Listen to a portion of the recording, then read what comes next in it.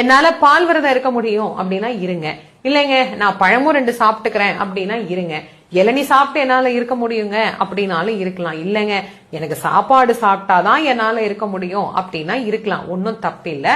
5 நாட்களை இப்படி நாம் விரதத்தில் நிறைவு செய்துவிட்டு 6வது நாள் ஒரே ஒரு நாளாவது கண்டிப்பான முறையில உணவை தவிர்த்து அந்த நிறைவு நாள் சூரசம்ஹாரம் அன்னைக்கு வருது இல்லைங்களா, அன்னைக்கு அந்த விரதத்தை நிறைவு செய்யக்கூடிய அந்த ஒரு முக்கியமான கட்டத்தை நாம அடையலாம்.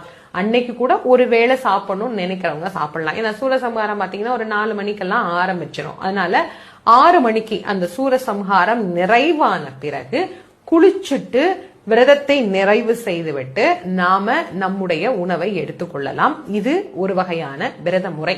இந்த விரதத்தை எங்கெங்க போயிருக்கலாம் அப்படின்னா, இப்ப திருப்பரங்குன்றம், திருச்செந்தூர், சுவாமிமலை, பழனி இப்படி இருக்கக்கூடிய 6 படை வீடுகள்ல, அது இல்லாம பிரபலமான முருகன் கோவில்ல போய் கோவில்லையே இருந்து அந்த விரதத்தை வழிபடலாம்.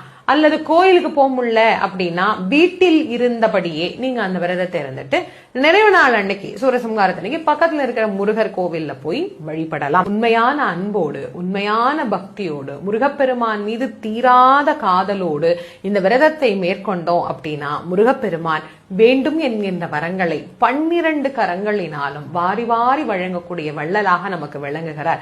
சூரன் என்கின்ற ஆணவத்தை அழித்து நம் மனதில் நன்மையை விளைவிக்கக்கூடிய ஒரு செயலை வெளிப்படுத்துகிற திருநாள் தான் இந்த சூரசம்ஹார திருநாள்.